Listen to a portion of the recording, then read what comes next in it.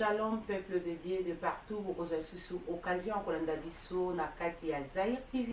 Na émission na biso ya sango malamu, sango ya mabota na biso, o esimba minoko bongo na wabino la charmante Bibi Swami, moto a CP Sarabino toujours na ba diversité ya émission. Lelo oyo toko meme la bino toto meme libino moko ya basali na nzambe minene ya mboka London City. Il s'agit de Mama Esther, Mama oyo a CP Sarabino na ba souci ya mabota na bino na ba mariage ezalaki courbé oye beba mama zako jour na grâce ya nzambe aza vraiment moko ya ba oyo nzamba tombola apambola asimba pe azako kamba na nguya na ye vraiment masolo oto utai kobeta bandeko babenga biso ebele de partout voire même mobimba eninganaki pona komona lisolo oyo toyayelaki bino ya ndeko na biso ya mwasi oyo autaki bongo kokangama na mboka Cardiff oyo akangamaki na makambo tobenga ngo ya kindoki ya maraboutage ya mabe nyonso oyo tokokai koloba la charmante Bibi Swami alakisai bino image brite oyo boutai kozwa na Birmingham babengi biso moninga a gagné loterie moninga mosusu alobi te efalaki nga nde nalia na place na ye pourquoi kaka ye a gagné loterie azwa mbongo asomba ba jeep abongisa bandako ifuka na boma ye tozokende wapi peuple congolais tokomi wapi toyaki na mboka oyo tobengi yango le pays qui coule le lait et le miel tomona yeke na poto makambo mabe kozala te mais pourquoi tokomi na niveau ya motema mabe boye lelo oyo Mama Esther akoli yanoela biso na ba question ya ba pasi ya mitema na biso bandeko nyonso bozokaki na bisi bino boza ya kozoka te pour traitement na bakisi na bino na ba ple na bino eye na nzela na Mama Esther ndeko pe bokutana na ben sida oyo ya boye vraiment mitema na bino kozala bande na nzela na Mama Esther. Bonjour maman, bonsoir na bandeko nyonso, ça dépend ya l'ère actuelle oyo kokutela bango koyamba na kati ya plateau na biso ya Zaïre TV na émission na biso ya sango ya mabota monde entier zolando mama motema no ezalaki touché obengaki mwana na villa charmante na kotika émission ile kaka pamba te na ye pona apporter un plus na mitema oyo ezokaki mama sango nino memeli biso lelo en tout cas premièrement nazo pambola papa Jean-Marie nazo pambola c'est na biso bibi na mona ko benga ko mwana amen nzambe apambolo mingi premièrement en tout cas nzambe vraiment loboko neza likolo na yo na musala vraiment ozosala ezomonana nzambe aza na yo elongo na nyonso vraiment tikete nzambe apambola yo émission tolandaki vraiment ezaki vraiment en tout cas ezaki motuya osalaki vraiment musala malamu tikete loboko na nzambe ebatela na nyonso c'est bibi ebatela vie na yo ebatela libota no mobile ebatela papa Jean-Marie ebatela Zaïre TV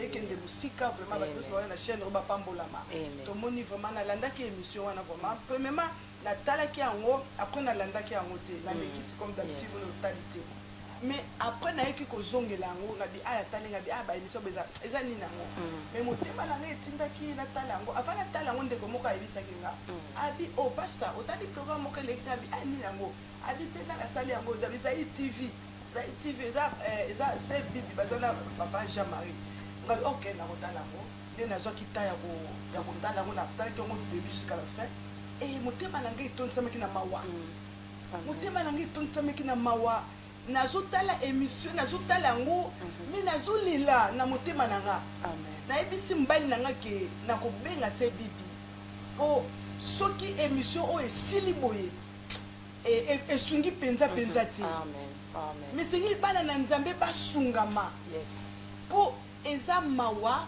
eza pasi kotala na siècle toza lelo na temps toza lelo et bato bazali na coopérer na dimension oyo bazali na intention ya kobonga pe ko détruire ba couple ba vie de famille ok nzambe na biso azali nzambe ya famille et kotala monde ya ténèbres bien mais lokola ndenge tomonaki na video bilili wana o bakekanga moto na fraka de lit tomona toyokaka yango mais oyo eza la réalité ezaki vraiment réalité et motema na ngai esalaki passe na bengaki yo na bengi se bibi ngabi se bibi nzambe atiaki na motema na ngai likambo oyo nayebi te soko koloba nini mais motema na ngai etutami luka moyen nyonso molimo na nzambe ekamba yo eguide yo ke ndenge nini bokopesa conseil nini bokolamusa bana na nzambe oyo te tokomi na ta ya suka kotala baimage ya boye eza terrible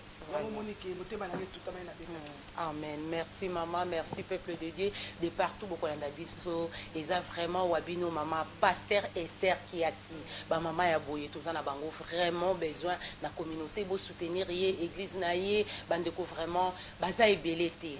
Et ça pour la flatterie, et ça pour maman apparaître le long na plateau na biso, mais ça moko ya baye à chaque fois incident to likamonio c'est le karakati ya communauté azanga ate ko benga serbi bi likamonini na moni na yoki vraiment to soutenir ye maman Esther to y vraiment lelo maman ote ya biso osunga biso à propos ali kamboyo et belé balobi makambo aboye na communauté na biso to monate to uta même na Congo to kaka makambo kindoki ba kisi kolia ono kwa lia ki tata mwasi to mesa ko iba ka kindoki faza na kati ya famille ya moto mais moto uta na libanda akota na famille ya bato en tout cas eza profession ba maman msu balobi vraiment to éviter moi na mwasi oyo ba msu balobi ba lapider ba bomaye alongwa la communauté alongwa kardi fakini mais tozo tala na kibonzambe parole de Dieu zote ya biso boete balobi ke moto ata azana mabe bino bolakisa ye amour bo bozongise na nzela maman Esther tolingi vraiment osunga na propos ya bato babengaki balobi ke moto na boye azala lisusu te yo atonke mosali na nzambi la dame de Dieu olobi nini réponse na yo na ba maman nyonso bakolanda biso de partout babengaki biso en tout cas toza na posa kotanga bakomote ba coup de fil eleki ebele parce que so botali même na YouTube view nango ezo mata chaque jour bande ko bele bazwango pe batina ba site na bango parce que ezaki likamoko ya pasi na communauté na biso to mona te to yo kaka maman Esther sunga na numoke na likambo oyo olobi ba maman to ba papa oyo nini. Oui maman tukanza mapambolo nini. Amen. Na zo pambola nzambe parce que nzambe alinga ke stara mabongo. Amen. Nzambe a permetaki estara mabongo ko sunga mutu moko. Alléluia. Parce que biloko mususu to yoka ngana masolo. Yes. Mais tango vivre réalité parce que oye mona ni ko oye mona na te. Ah yes. Oyo to singono ko mona yango. Mais yebaka ke ebele lolinga oyo esalamaki wana esalamaka mpe mais toza occasion komona te c'est clair misala na yango baefe na yango ezali koaffecte bandako ezali koaffecte bacouple bana mais tozomona yango te mais nzambe apermettre tomona yango mpona nini mpo moto moko aprendre conscience ayeba ce qui se passe ntango moto azali kolala pongi Bible dit réveille-toi, toi qui dors. Réveille-toi de ton sommeil. Au moins important sa émission c'est déjà pour na mutu moko ala mukana po. Oh balala ki bala. Parce que tant mosoye bateke ndenge salamili wana yo be salamelaka yo. Po moni yango te. Po moni yango te. Et même chose chaque mutu e salamelaka yo. Oh yeah. Et salamaka na ndako basala pona bala na yo et na tongo la muki vie normal. Que naza bien na lati kitoko constate na naza bien na vie na ngai na ngai ezali loyebi te misala molili oyo esalamaki na butu ntango olalaki pongi et mama ya boye ndenge esi ebibi nango korépondre yoke babi ke balapide yesu ayaki mpo na bongo amen e nakoyebisa bana nzambe ke bakekanga mwasi moko afraka nini e bamemi epa na yesu masiya et balobi bamimi ye po yesu apesa permission po babambe mabanga mais ntango bazoyane epai na yesu bango nyonso basimbaki deja mabanga na maboko na bango et des fois mpe motu moko deja azolinga bamba mama oye moko mpe betete makambo ya boye mpe aza nango mpe na kati na ye mais ntango bamemi mwasi oyo bato wana bakangi na fraka de li bamemi epai na yesu masiya yesu azokoma azokoma na mabele atuni bango question moko oyo asala lisumu te abambali banga moto ya liboso alleluya amen etango yesu atuni question atombolaki elongi te azokomaka na se atombola miso ata motu moko bango nyonso basi bakei ayebisi mwana mwasi wana adi moi c'est important plus amen et yesu kristo ayaki mpona bato ya mabe bakufa te babongola amen amen amen amen yango wana l'œuvre de la croix ayaki mpona kosauve biso ayaki mpona bato ya modele oyo babongola mitema amen babongola mitema Donc pour na ko lapider, ce n'est pas la volonté de Dieu. Et nzamba ça na posa ba lapider. Nzamba ça na posa ba taliseli lo bana nzambe. Ba memela évangile sali. Mutabo aye ba Yesu. Peut-être maman bibi to ko lo ba ke donc to ko memela Yesu comment sambela ka déjà. Et nana yebisi bilu que ça né de nouveau. Parce que ba tebe to ça ba ngo ça né de nouveau. C'est ça, oui. Mutu ayamba Yesu Kristo na solo. Mama totondi na bato ba se filtrer. Na kati na biso. Amen. Ba koti na fenêtre. Bazape na église azangaka te chaque dimanche aza wana. Po ndeko azape na église oyo akendaka kosambela bandeko babengi biso bavandi na Cardiff babika asambelaka akendaka mpe église chaque dimanche. L'église eza confirmation te ya kozala mwana na Nzambe. Aza mwana na Nzambe asolo. Ezali confirmation te. Et eloko oyo eza motu ya motu aza na communion aza na intimité et motu akutani na Yesu Kristo akutani na Yesu Kristo na kati na akutani na Yesu amoni Yesu alioki Yesu motu abongo aza transformé totalement. Et bato mosusu transformation ezalaka malembe na vie ya motu mais kokende l'église eza synonyme te motu ayamba Yesu Kristo. Amen. Amen. Merci beaucoup, maman. Merci, maman Esther. Toujours continuer, bande ko bozo na biso na bandi bozo vraiment ba réponse ko uta brite na motema ya maman pasteur Esther Kiasi.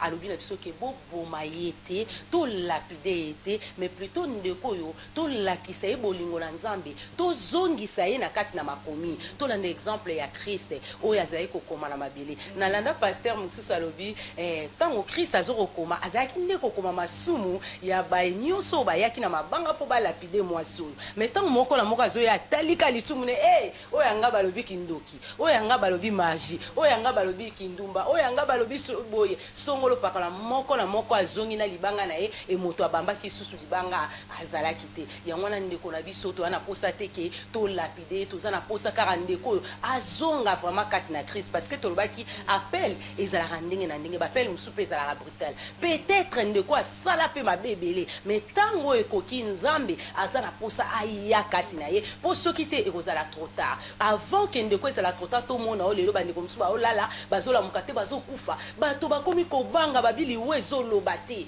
tozoka kaka mutu avanda ye na kiti atoki alali akei mais mama yo ti lelo bato batika misala ya soloka batika misala na mabe yo memi yango tina poto ozwili yango avion ye mais toyebi soki toza na posa na yo obongola motema na nzela na mama Esther Kiasi posa na bato ezali pendaki babi bayoka po ndeko oyo balobi azoke en église basali ba délivrance makambo ebele na bele poto zonga lisusu tokende komona délivrance yango ezalaki ya ndenge nini alors bato baza na posa ya ndeko oyo azonga asenga pardon na communauté asenga pardon na famille oyo ya salaki mabe mama na question na bandeko oyo lobi nini na point wana eza motu ya bala na Nzambe Nzambe a rejeté ete Nzambe pe abandonné ete yes Nzambe avant même fondation à monde Nzamba yebaye yes et Yesu Kristo akufele ne cross et na jeune sande ko moko azana na misala molili o azalina no misala na yo bien aimé tozo mona ngote mais ana mutu moko azo mona o salaka et yo ozali ko détruire ba vie ya bato yo ozali ko boma mabala ya bato yo ozali ko détruire ba projet ya bato yo zali ko envoûter misala ya bato mais yebaka ke Nzambe asalaki likolo na se na sa mabele amonaka nyonso salaka yango moni émission o mabibi azali kobongisa bien aimé eza uniquement mpona yo ndeko po tobongola motema parce que Jésus revient bientôt yoka yamba Yesu Kristo lokola mokonzi mpo mobikisi na yo obikisama o abandonner le péché kobosana te ke lifelo mpe eza kobosana te ke lola eza lifelo eza mais ce qui est bien avec Dieu Nzambe na biso alingi okende lifelo te alingi yo yamba Yesu Kristo po tobikisama Yesu aza na posa na yo abandonne le péché nzela ezalaka moko nzela ememaka na lola nzela yango kombo nango Jésus Jésus qui est le chemin la vérité et la vie yango wana Yesu ayi kotendre loboko à travers émission oyo po ete Yesu azali na nzela e soki yo bongoli motema te na naloba na ndeko moko aza nano bakisi e mutu oyo ebeleme ozala na bakisi na kati na yo et muta mona ka ngote mais nzamba zo yibisa yo njela lozo landa ezo bebisa bomo njela ozo landa e comme nous na lifelo de monanga ya wana émission ye pona yo tele mais nzambe azana kosa bongola motema ndeko abandonne les péchés et yesu azana bosenga na yo yo zali kotaba misala ténèbres et yesu ayak beli bana nzambe zali mwinda Jésus Christ est la lumière bana ko recevoir la lumière dans ta vie bana ko recevoir la vérité Jésus Christ est la vérité na bo moina yo et yesu ko éclairer ko changer vie na yo ko changer libota na yo. Merci beaucoup. Merci maman la biso Esther bande ko bozola na biso de partout. En tout cas oyo za l'interpellation pour na bino nyonso de partout. Ndeko mususu zolanda ngo za vraiment affaibli na ba problème olembi ozoyiba te bande ko mususu ko sala mosala mbongo emona na kate ozo luka ndenge nyonso za la poto lokolo za kaka na kati na Afrique oza na mboka London mboka o batu nyonso bazo ko rêver de partout ba koma mais yo mona ka na lo côté vie na yo rien ne marche rien ne change yango lelo émission oyo ya sangwa mabote ye po esunga yo nanga ondeko nanga ozonga vraiment kati na Christ tala mabende ngezo monana tala misala oyo eboma matamsu ndeko asala ngo daté de longtemps mais lelo eza révélé pour ça na eloko moko ya moke kaka ebimisi mabeni nyonso na miso na bato monde entier comme ndeko oyo eza partagé partout lisolo kotambola partout mama charmante boni ndeko bokanga kikuna mama charmante boni likambo Cardiff est-ce que ça ndenge nini ndeko nanga yo pozola na biso na kati na ndako soki yo posala kango vraiment il est grand temps ozonga kati na Christ neka mama la biso Esther azoyi sa biso obongola motema yamba Christ le quoi le vrai Seigneur personnel ya bo moina pour parvenir na salut ya solo lifelo ezali réel bandeko nanga tolinga nzambe to banga nzambe tika misala ya mabe comme ma nulle part le salaire du péché bible c'est la mort mokota o melaka kati na mabe akufa na mbula na mbula posa ya nzambe ezake biso to yeba ye to bongola mitema bandeko nanga to kenela ngoti wapi l'âge avance mama zana bana 4 et bana na héritage nini yo lingo pesa bango est-ce que ozola tsabango nzela nzambe tango yo zo sala ba cérémonie ya boye incartation na kati na ndako na yo bana na yo ba mona kate mobali na yo amona kate mama na ngai to papa na ngai siko zali en tout cas bo benga biso émission zo continuer makamba kolobe eza ebele to linga ko lekana to continuer bandeko mususu to lakisa bino ba vérité mususu ya bandeko mususu sans pour autant totali sabino na kibonza mais to zonga na basai na nzambe to zwana no mwa break moke to la publicité na biso to zongela bino na mwa sima na tango. Merci beaucoup.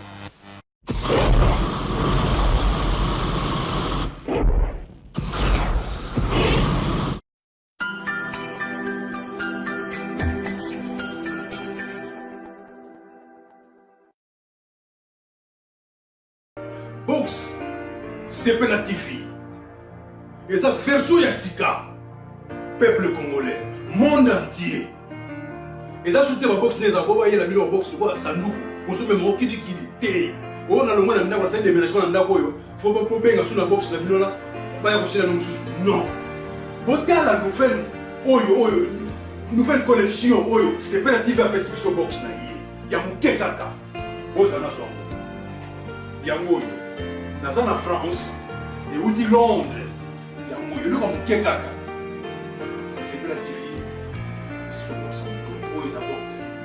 le même camarade dans la montée aussi quand on a pour continuer la poche ok pas ma mine yo ou brancher quand vous malamoko ou quelque chose il y a un moyen et pas la poche donc vous mettez ça la binoté c'est la TV on lui monte la RTNC 1 chaîne nationale ya mboka Congo petit kaka boyeba omoniamo RTNC 3 omoniamo Télé 50 omoniamo Digital Congo otaliamo Mangembo TV omoniamo BN TV omoniamo RTGA omoniamo Kin Malebo omo toujours clé bonjour clé bonjour.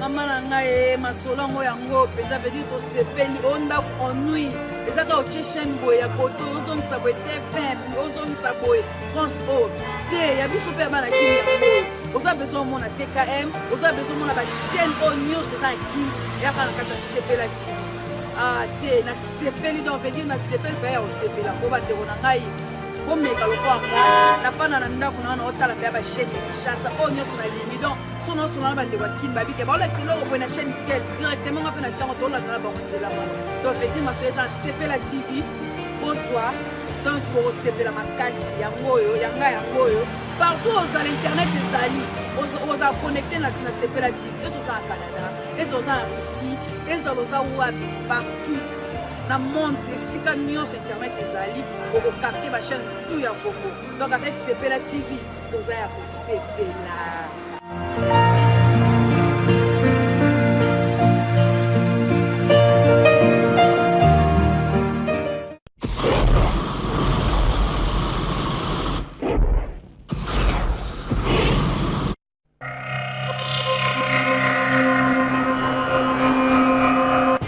Amis de la beauté, vous pouvez tous admirer le présent, mais respecter la source. Salon Source Divine VIP, un salon hors du commun par sa vision inspirée. Ladies, I thought I'll just come outside to show you guys how the closure look and the hair. This is one of the hair that I'm actually selling. Perfectionner l'excellence est au rendez-vous, car une coiffure ne se fait pas n'importe comment. Pour tous vos événements, il y a une coiffure appropriée, soins des visages et aussi le salon Source Divine VIP met à votre disposition une formation spéciale en coiffure. Salon Source Divine VIP, c'est qui la femme a toujours voulu. Source Divine, Likambo et Ciseaux. Original.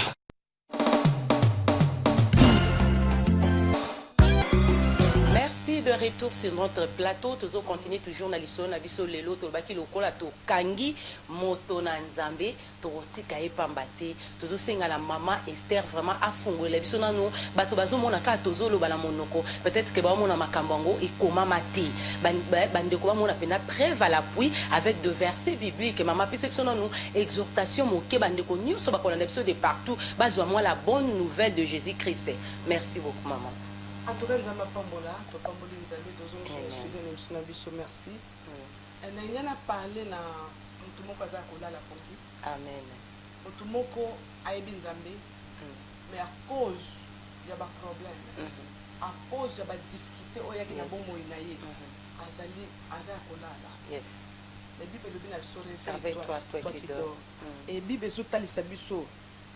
Na mukana na nzambe na Ephésiens chapitre 5 verset 14 yebi que réveille-toi toi qui dors et yo zala ko lala bien même nguna na yo alaliti et diable alala kati et azali coopérer nuit et jour et tango yo zala ko lala sommeil bazolobela aiza sommeil ya bonzoto te sommeil ya molimo spirituellement parlant et ozali ya kolala pongi mais kobosana te ke monguna azali coopérer na dimension moko ya makasi na bomoi na yo et ba situation oye na vie na yo eza po elalisa yo pongi mais nzambe azana posa olamuka et soki oza ya kolala okoyeba te o ezoleka mais soki oza ya kolamuka ozala au courant ya misala ya molili o ezokopérer na kati ya ndako na yo parce que l'esprit de Dieu alalaka te.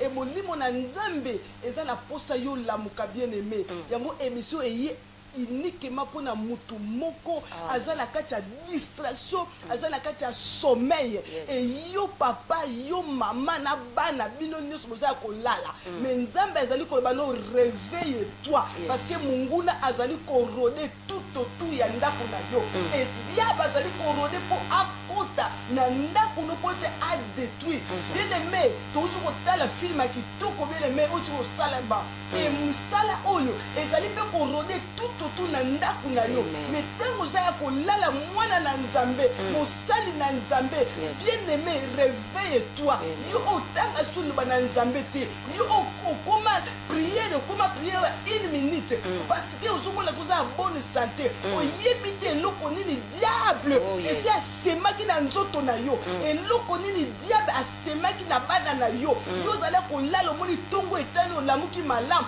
mais semence oyo diable asemela ibaka semence ebotaka ekolaka emokolo ekokola bien aimé et que ça va conséquences graves. Yes. Il y a qu'on négliger des vidéos, qu'on négliger matéria haute bien aimé et qu'on sungabo moina yo. Alléluia. Et na mona ki na mukana na nzambe na Esaïe. Esaïe chapitre 26. Et surtout que na verset 12. Bible zolo banabiso na kotanga ma bibi. Bibi que Éternel, tu nous donnes la paix. Car tout ce que nous faisons, c'est toi qui l'accomplis par nous. L'Éternel notre Dieu, d'autres maîtres que toi ont dominé sur nous. Amen. D'autres maîtres ont dominé sur nous. Yes. Et ba maître wana so ba dominer na vie ya moto na ndaku moko na bana oza sous na forcité. Yes. Parce que d'autres maîtres en dehors de Jésus, il y a aussi d'autres maîtres qui dominent, qui contrôlent. Yes. Et ba maître so ba zwi ndaku na yo en captivité ba bomi nyonso. Oh yes. Babomi bolingo, babomi bana, babomi business, babomi vie de prière, parce que bango bakomi bakonti, parce que nous akolala et d'autres maîtres bazu accès ya kokota na ndaku na yo et soki bakoti musala parce que le diable vient que pour dérober, gaucher et détruire. Oui mais to yeba que Jean 10 ça na musala. Yes. True. Amen. Jean 10, c'est ça, jamais auparavant, Jean 10, modèle comme coopérer dans la dimension. Amen. Et il y a que ceux qui d'autres maîtres, comme ils dominent, bien aimé, nous avons comme un bébé, aussi ba santé. Aussi ba beaucoup de problèmes. Et na wana ba finance ba simbi nyoso. Yoso mona makambo ezo sala mate, makambo ezo simba te. Lobi mutu, lobi lokolo, lobi kingo, lobi boy bana boy ba yibaki ba sala ki boy. Mais parce que d'autres maîtres bazo dominer na ndaku na yo, na bana na yo bien aimé. Alléluia. Alléluia. Amen, amen, amen. Et toujours dans la histoire, ils ont le blessé dans Luc 11, 19, 11, on a 19, Bible so tali sabiso, lo lengeni ni Yesu Christo, abi amona ki déjà mutu moko azaki akokangama, et misu na nzambe, ezo mona nani, o aza déjà lié, ba d'autres maîtres bazo dominer le corona.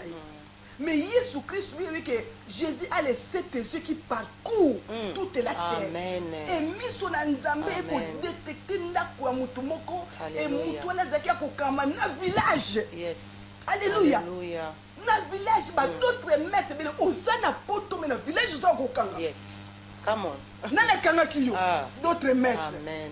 Alléluia. Alléluia. Parce que là qui akokanga et Jésus Christ a monaki. Et a tini ba disciple na ye abi bokende na village. Boko kota anomo ko za ko kangama. Et soki boke kuna, soki batuni bino, banani bakotuna ba maître. Amen. Alléluia. Alléluia. Ba maître oyo ba kon parce que so ba d'autres maîtres ba koti mbongo sala ke komi ya bango. Oh yes. Lokole komi ya bango yo ko so lokoti. Yes. Amen. Alléluia. Alléluia. Et pati wana zako kangama abisoko boke batuni bibolo bake le maître parce que Jésus est le maître des maîtres. Amen. Il y a une grande différence. Oyebisa bango que le maître les maîtres en a besoin. Alléluia. Amen. En tout cas. Et tango bakei babi bakoti makambo lolenge kaka Yesu alobelaki. Yes. Amen. Il y a moi dans la joie c'est un décomoko bien aimé. Tika baje. Come on. Yes. Tika ba distraction yo so tambola ko dans les péchés. Yo so sakana no na masumu. Amen. Yeba ya tango so sakana masumu. Bien aimé. Bato a Bible le bina biso. Olali mwasi na mobali. Moko akeli moko atikali. Yes. Bozana ilanga. Moko akeli moko atikali. Amen. Bien aimé tango yango yo nzambe. Azo benga yo tika masumu. Amen. Et kobo zo sala nzamba zo mona yango. Amen. Bien mais lelo to so tala ka po mo so na boaka ki ba ki se sala ki bo. Bongo yo misala zo sala. Yes. Isaka ndenge moko. Oh yes. Yeto kangi na kisi bongo yo. Eloko ni bakangi yango. Yes. Eloko ni nzamba zo mona kati na yo. Mais Dieu t'appelle. Yesu ayaki pona ko condamner bisote. Ayaki pona ko juger bisote mais lingi to bongo la mitema. Amen. Et ye azala le seul maître. Ouais, ko régner. Ouais, ko régner na kati na yo. Et tango Yesu aye abengani autre maître. Amen. Amen. Alléluia. Alléluia. Amen. Parce que bango mibale bakorevie Vraiment.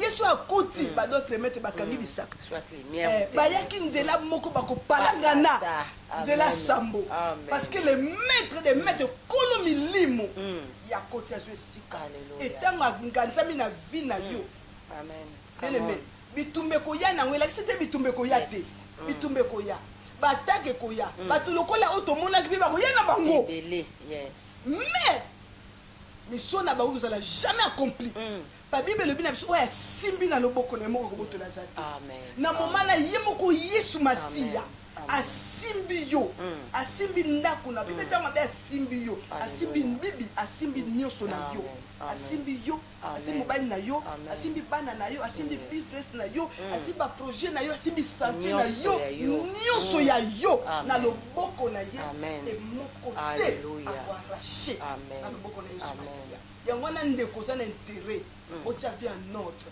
bible elobi na biso un disciple accompli devient comme son maître amen vie eza vie ya discipline amen tambola na discipline na nzambe nzambe akosalela makambo alléluia merci beaucoup maman tosepeli bandeko bozolanda biso na bandi bozwi vraiment exhortation ya motuya eza kaka exhortation to mais ezaki lokwa moi enseignement moke soto bito ken po mama afongoli penza koloba être il y a d'autres maîtres en dehors il y a Jésus-Christ biso biki aza le maître des maîtres mais ça pena ba petit maître mike o ba kanga kayo o ba kanga vie na yo santé na yo bana na o ba bonga te finance na yo donc ba maître ba linga ba kanga vie ya ndeko yo JR na mwasi na ina Cardiff ni tété la vie de prière mettant sous le lot aux lelande kwa kufi to yebita la ki ala mukite accident na nzela na autoroute mais nzambe loko aza bolingo aza le maître de maître oya batela ki bomo ya ndeko JR na mbota mobimba le lot moni aza en vie et ça raison pour laquelle ndeko oyo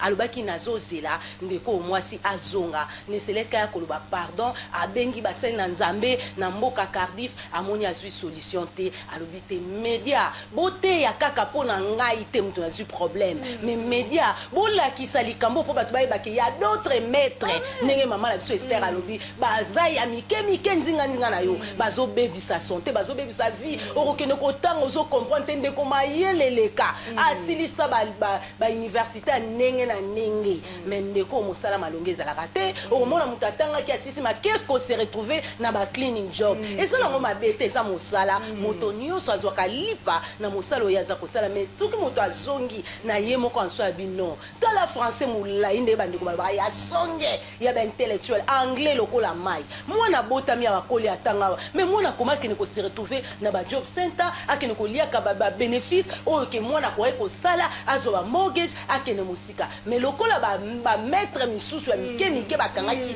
vie ya baparent ezolanda ntina bana bagénération na génération bobongaka te libota wana bakenda bakoto famille mobimba mais changement ezalaka te mais na nzela na mateya oyo ya lelo ndeko nanga na sango ya mabota na nzela ya Zaïre TV bandeko nyonso bokozwa biso na kati ya Sepela TV na bandako na bino ezala vraiment oyo babengaka mbela eye kobeta lisusu na kati na mitema na bino ezala interpellation esika nyonso bozali ndeko soki olembaki na baproblème en tout cas zonga lisusu kati na Christ ya bwakaka te zala lokola enfant prodigue olembaki okendaki odépenser tout ce que tu avais mais tant ozongi tala papa malamu alobi boyela ye lamba ya multicolore bobomela ye nyama asali lisusu feti yo muto sala kino mabe tala bolingo la nzambe wana aza tellement bolingo aza tellement malamu aza na posa na yo muto zona na biso na kati ya ndako ozonga nde mama lobi obongo la motema zongela les premiers ailes ozala ki nango pona Christ talo la lipongi d'autres maîtres ba koti na kati ya ndako na yo ba détruire vie ba détruire santé kufe koti na kati ya ndako na yo liwa ezaka physique te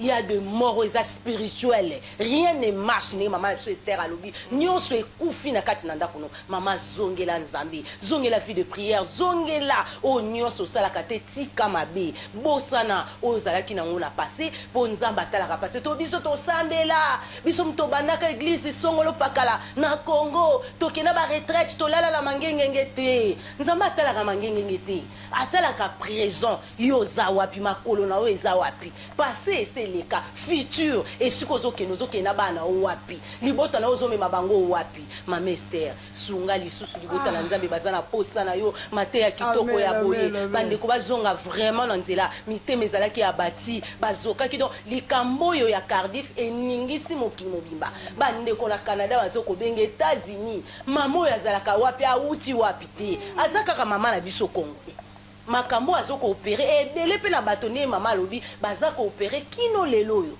mais ezali kaka nzambe nde alingaki mama oyo akangama mpo makambo na ye ebima puasa mpo ye abongola motema mama soki obongoli motema te ekozala trop tard mpo na yo misalo osala des années et des années tala un clin d'œil misalo ebimi pole na miso na bato mpo na nini mpo yo moto ozolanda biso obongola motema mama Esther à vous la parole. Oui, dengana loba na bandeko oyo peut-être lelo tozo kutana ba problème ozali ko luki koko abingate. Yes.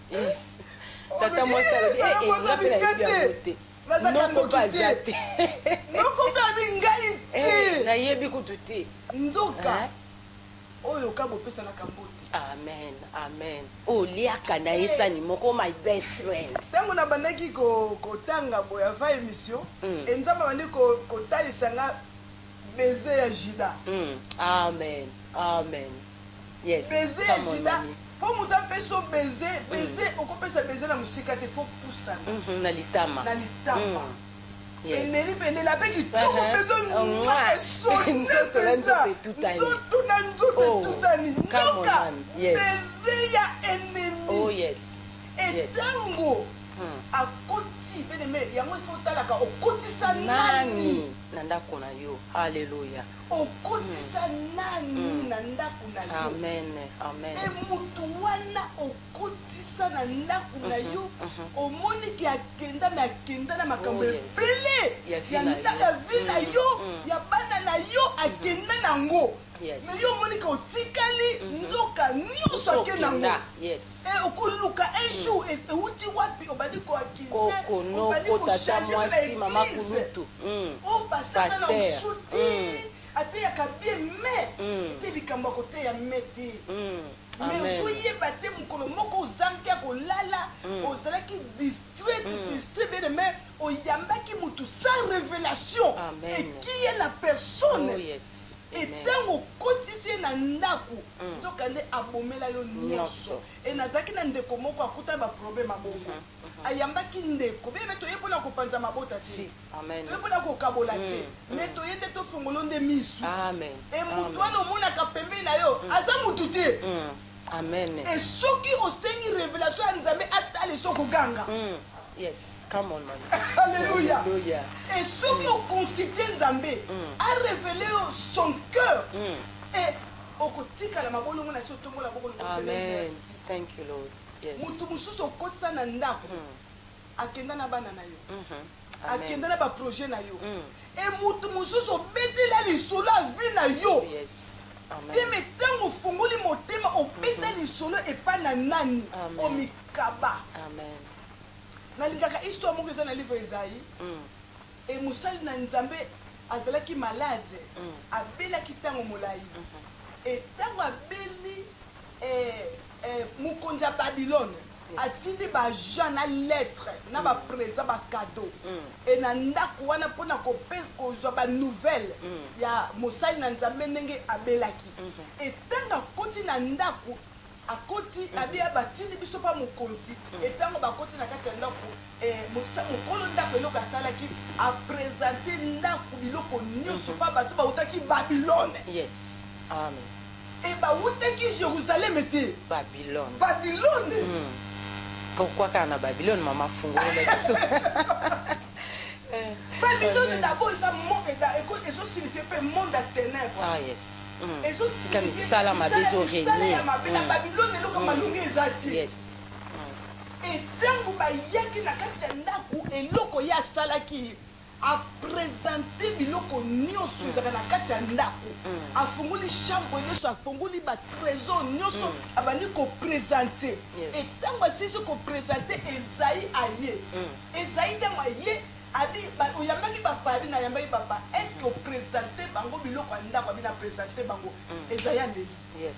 Abi action likambo osali okofuta yango yebaka ke makambo osali ekofuta ti génération koya ebebisi génération koya et soki olandi histoire tina suka okomona ke Ézéchias Daniel azalaki na génération ya Ézéchias et memaki ti na après 1000 ans ti Daniel akendeki ti na Babylone mpona nini mpo lisumu kaka koko na bango makambo kaka koko asala akolakisaka biloko porte na monguna nzoka memaki makambo ebele akenda na yango yango wana eza très important bien aimé yo obetaka masolo na bacamarade nyonso mwana nga azwi leta mwana nga azwi mosala mwana nga aza fiancé mwana nga mobali na nga boye mobali na nga alingaka nga mingi tala kutu mbongo na nga tala bafute nzoka nde ozopesa permission accès na monguna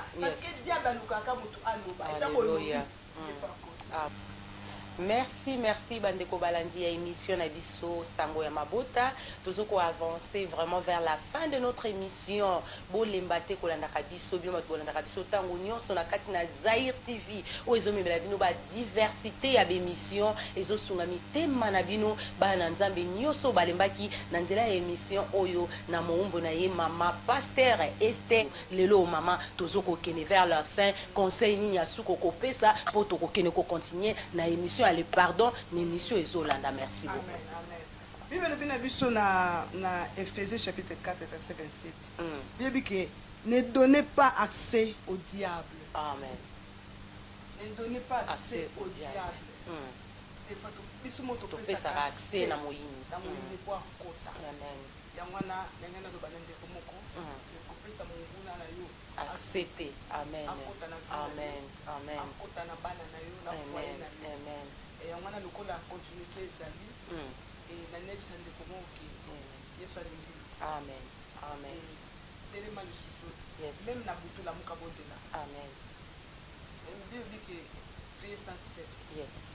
Et prier sans cesse bien aimé ba tebele ba tunaka. Amen. Prier sans cesse et tout ça la chaque minute chaque seconde et na ba koyembi ko limbola bango ke prier sans cesse c'est notre vie. Amen. On a la vie de prière. Vie na biso parce que toza ba maman na cuisine, toza toujours na ma prière. Et quand na biso Yesu afanta kata bomo na biso.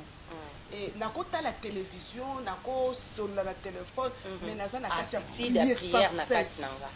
Mon esprit est toujours connecté avec l'esprit de Dieu. Amen. Vie na biso yangwana.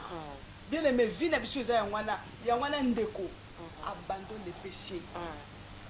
Et péché ozo chérir ya bezo fongolo ba porte amen lisumu ozo batela ozo lingela ozo ko ambelira ngo ozo mona ngo ke ba péché chéri wana mignon ozo bien aimé ezo détruire yo ezo détruire ndaku na yo tika yango bien aimé enzambe akoza contrôle la vie na yo okomona changement na vie na yo okomona changement na libota na yo bien aimé enzambe akosala ba grande chose kata bomoi na yo mais tikela ndako na yo Yesu Masia tikela bana Yesu Masia Yesu akonza Yesu azala maître azala Seigneur sauveur ya libota na yo Zaché ayabaki Yesu na ndako na yabi Yesu abisi le sali est entré dans ta maison amen sali est kota na ndako na yo na kombo Yesu Masia. Alléluia.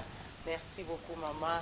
Vraiment faute de temps bandeko bozola na biso de partout na jasir émission oyo efungoli lisusu motema ya ndeko moko azali kolanda biso malobo na bike koti vraiment zui esika na kati ya motema ndeko moko landi biso lelo yo na nzela la mama Pasteur Esther oyo ayaki lelo ayaki lokola lipamboli likabwa mibonzaki pona yo nanga bandeko nyonso bafani nanga nyonso de partout esika bozali nzamba pambola mabota nyonso ndeko po tutisamaki ozokaki na nzela na émission oyo ya matea o komona misala o esalemaki nzambe lelo aye lisusu kati na motema na yo aye ko bande lisusu ba ple wana ya motema na yo ba fan nyonso ya Zaïre TV ska bozwami a mon manager Willy Claude Jama nzamba pambola bino alengo to na kati ya Belgique bozola na biso lobi vraiment ser nanga ndeko oyo auti wapi abimeli wapi eskaza rwandete bandeko bele ba se poser ki ba question ba bi non na kati na ba congolaise makambo boye ezalaka te congolais ayebi makambo ba niveau ba incarnation ya boye te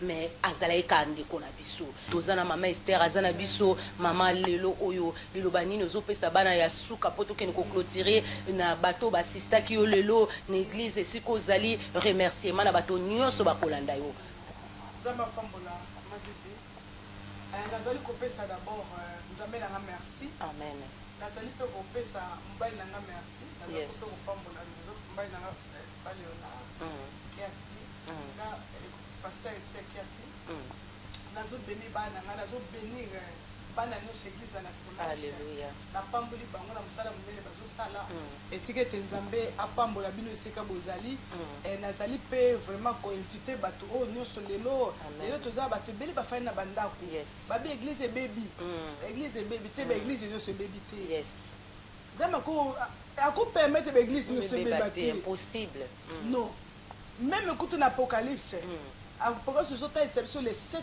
églises mais parmi les 7 églises 5 ezaki ba église ya mabe amen mais 2 églises ezaki malamu alléluia nzambe akosala nyonso eza ya malamu ya mabe non yango wana église ya malamu mpe ezali amen yango wana nazokoinvite yo ndeko ozala mwasi ozala mobali omoni ke esika peut-être ofali na ndako yaka tobondela amen yaka toprie ensemble nalinga priere mingi c'est important maman amen arme efficace ya mwana de la prière église la sémence la sémence c'est la parole de Dieu et nazokoinvite ndeko moko biso toza na Kinshasa na community center eza musika mingi te na prison basi eza na Holloway eza musika mingi te okope kocontacte ngai comme okocontacte bibi swami okocontacte papa Jean-Marie akopesa badetail nyonso d'abord na sepela tv na Zaïr TV l'adresse elekaka déjà kuna parce que naleka mpe naza moto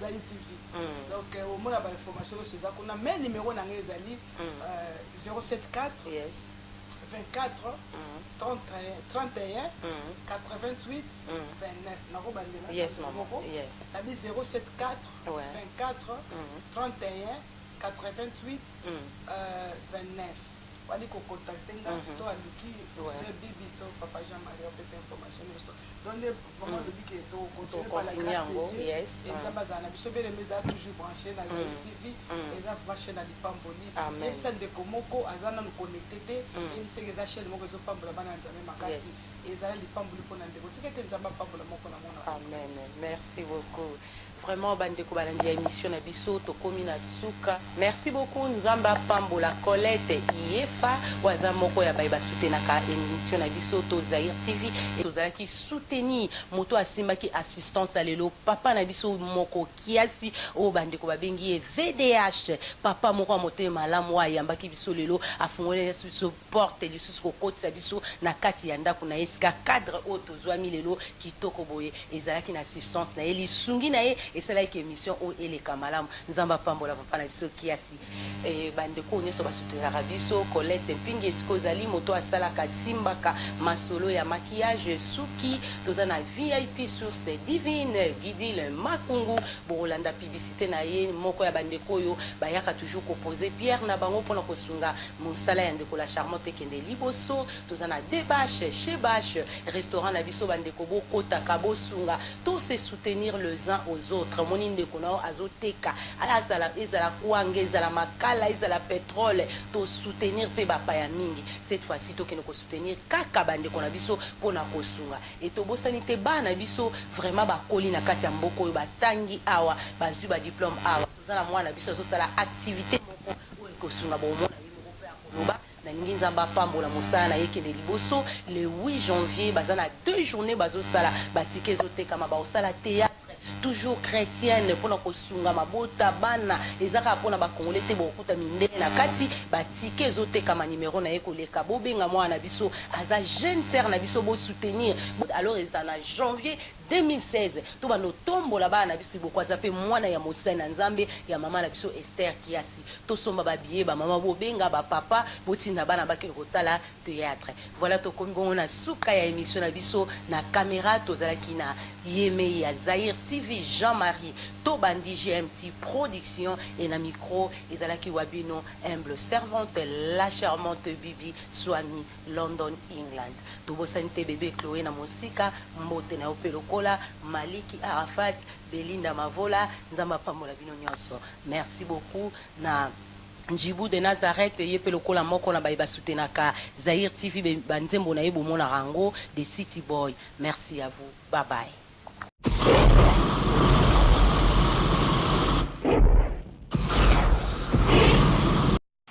Okay, hello darling, can you present yourself? What's your name and what's the reason brought you here today in my show?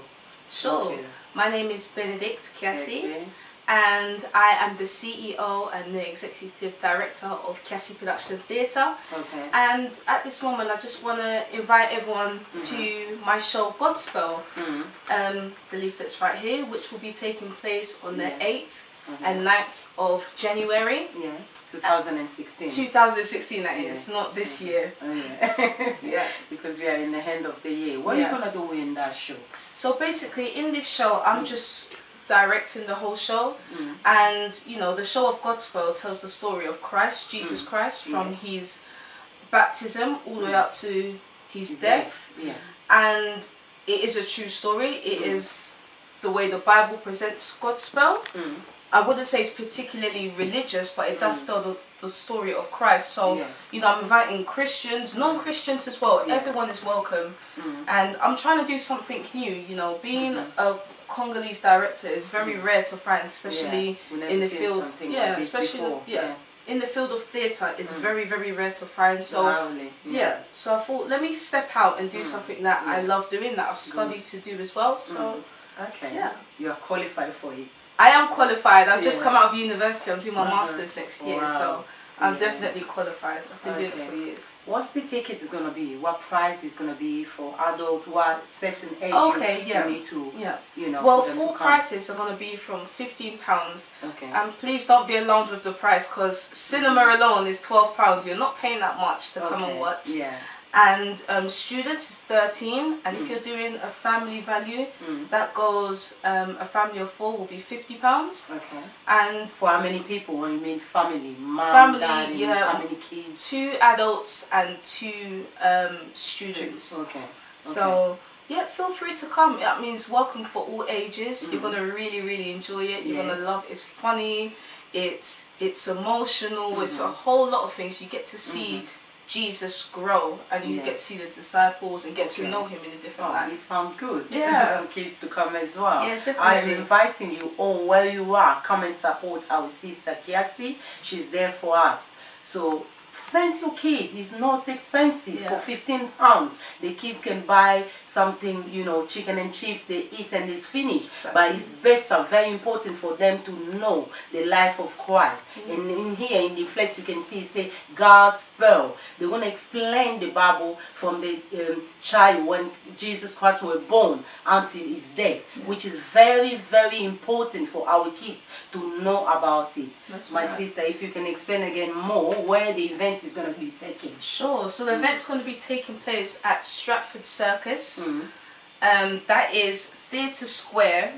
I'm sure everything is going to be coming up, but it is E15 1BX, and the time is going to be from 7 to 9 p.m. So make sure that you're on time, because the seats ain't numbered, so you have to be, it's a first come first serve. Okay. So make sure that they need to buy the ticket in advance. Yes. Or they just come in the door and buy ticket. You have to buy a ticket in advance. You can buy it. Book for your seat already. Yeah, book for a seat. You can buy it on our website, kiasiproductiontheatre.com. Okay. So make sure you purchase there. It's £15. We'll send you the tickets, proper tickets, and yeah, come and enjoy it. And we're supporting breast cancer as well. We're giving back money to breast cancer. So which is good as well. Yeah, a lot of our money is going towards breast cancer. So you know, we're supporting.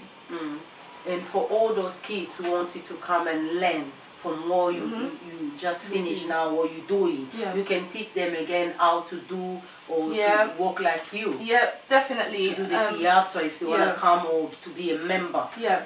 Yeah. Right after this show, we're looking to audition another set of kids to from do what age Godspell. to what age? So from age 12 to 15. Okay.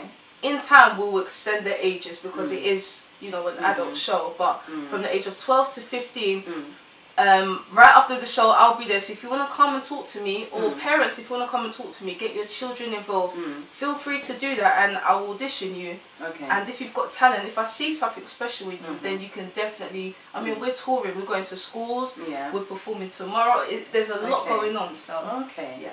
Alright, that's good. Yeah. Again, anyway, you're gonna say, feel free to say it, because you're inviting people to come to your show, any age. If they're underage, like from 6 to 10, if they wanted to come, are they allowed to come, or they need parents to come with them? You need to clarify all this, because some parents, they don't know. They may send a kid from the door, kid cannot enter, you know. So if you're under the age of 12, you do need to have your parent, you do need guidance, because you know, we do have flashing images, especially when Jesus is being crucified. There are flashing images. Emotionally, it may seem a bit upsetting, so please do come with an adult. But even if you are a grown girl or guy, bring your parents anyway. It's not just for the young people, it's for adults as well. Age, I mean, more adults are coming than young people. So no matter what age, or no matter, even if you have a disability, if you know, there's people on wheelchairs, it's wheelchair friendly. So do come. I mean, you're all welcome. All ages are welcome. So where is it nearby in Stratford? Is it by Westfield or? Okay. Out of the station, is it far or is just nearby? Because you need to. Yeah, it's quite close, because a lot of people do get confused. So it's in the old shopping centre. Okay. Rather than Westfield. If you walk straight, then when you walk straight, you will take a left, walk straight down, and literally the theatre is pretty much right there. So the old shopping centre, not Westfield. Don't get confused. Just opposite the station. Come across, then you see inside the shopping centre, the old one. You find us there. That's the theatre square. It's gonna be there. Thank you. I hope you're gonna enjoy it. Please come a lot. Send your kids, parents. You are welcome. Any age, come and enjoy with our sister Kiasi. Thank you very much for your time. And I hope you're gonna buy more tickets for your friends, for your family. Even they are abroad, send them a ticket from Manchester, Birmingham, wherever they are. They can come and see. This is the opportunity. We always see our kids in church. They never seen something like this before. But for them to go in theater, maybe it's for the first time. So it's gonna stay on their memory. Send our kids, please.